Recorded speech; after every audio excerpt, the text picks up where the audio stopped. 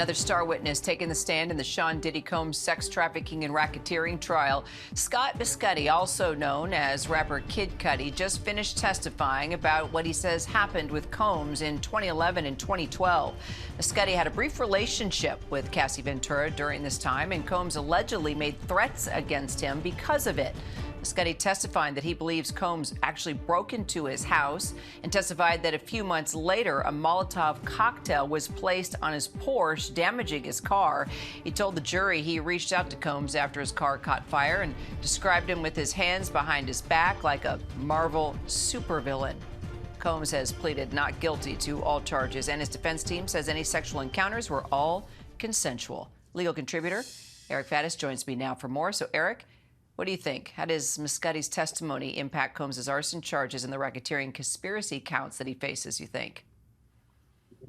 Yeah, Kira, I think we're firmly moving into RICO territory here. We're getting past some of the sex trafficking allegations, talking about a criminal enterprise that was allegedly engaged in committing crimes. And so Kid Cudi's testimony goes to trying to prove some of those predicate offenses. He says that Diddy and his team burglarized his home after Diddy found out that he was dating Cassie Ventura, and then shortly thereafter blew up his vehicle, which goes to arson.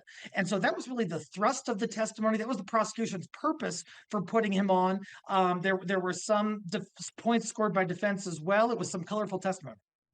So there was also a moment where the defense team was worried about Mescudi talking about, was it trauma to his dog, what his dog faced when he believed Combs broke into his house, because there may be dog lovers on the jury, and this could influence how they feel about their decision. What do you make of that?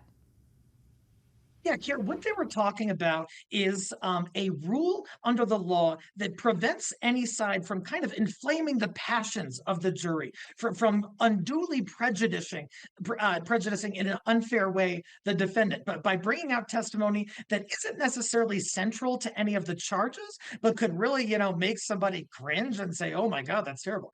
And that's why defense wanted to keep out that information about the dog, because it's not really central to any of the charges or anything, and it really has the possibility of rubbing this jury the wrong way and causing them to kind of hate Diddy, and possibly using that as a potential basis to convict him. One more question, Eric. George Kaplan, the first person granted immunity in this case, wrapped up his testimony about working for Combs. What stood out to you from that testimony? Nothing. It was not overly compelling for one side or the other, and that's been a bit of a trend, I think. In my appraisal, some of the prosecution's case has been rather underwhelming. Looked really good on paper, and they talked a big game, but having him come in there, he talked about being involved in like setting up things and having bags with party favors and what have you. None of that really qualifies as a predicate offense under the RICO Act, and I imagine the jury was not overly moved one way or the other. All right, Eric Faddis, appreciate your time, Eric, and also watching the trial along with us. You can catch our daily show, too, called Burden of Proof, the case against Diddy, airing nightly at 5:30 Eastern right here on ABC News Live. Also, be sure to check out our podcast, Bad Rap, the case against Diddy. We've got daily updates there as well.